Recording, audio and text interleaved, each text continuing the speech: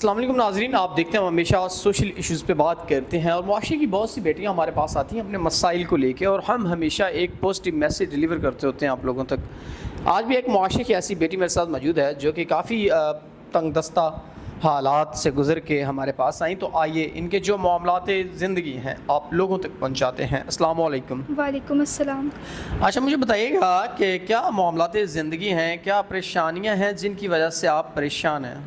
میری والدہ کے انتقال کے بعد میرے والد نے دوسری شادی کر لی، اور جو میری سوتیلی ماں ہیں وہ مجھ پہ بہت ظلم کرتی ہیں۔ وہ میری شادی ایک ایسے شخص سے کروانا چاہتی ہیں جو کہ زیادہ عمر کا ہے اور کردار کا بھی اچھا نہیں ہے، تو لالچ کی وجہ سے وہ میری شادی ایسے شخص سے کروا رہی ہیں۔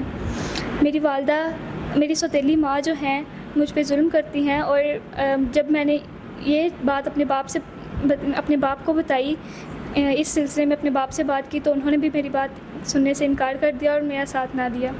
مجبوراً مجھے گھر سے بھاگنا پڑا۔ جب میں گھر سے بھاگی تو میرے پاس کوئی سہارا نہیں تھا۔ میں نے دارالامان میں پناہ لی ہے۔ اب میں یہ چاہتی ہوں کہ کوئی شخص مجھ سے نکاح کرے، مجھے عزت دے، معاشرے میں میرے ساتھ رہے اور اچھے کردار کا شخص ہو۔ ناظرین، بہن نے واضح طور پہ بتا دیا کہ وہ اس معاشرے میں کس حد تک تنگ ہے۔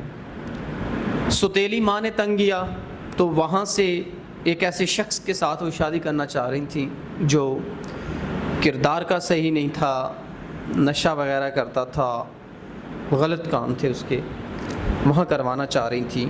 تو انہوں نے کہا کہ میں نے نہیں کرنا، تو وہاں سے مجبوراً ان کو بھاگنا پڑا، اور بھاگ کر انہوں نے دارالامان میں کچھ دن یہ رہیں، تو اب یہ ہمارے پاس آئیں اپنے اس مسئلے کو حل کروانے کے لیے۔ تو اب یہ چاہتی ہیں کوئی ایسا انسان، سنسیئر پرسن، جو ان کے معاملات زندگی اور ضروریات زندگی دونوں کا تحفظ کر سکتا ہے، تو وہ ان سے نکاح کر سکتا ہے۔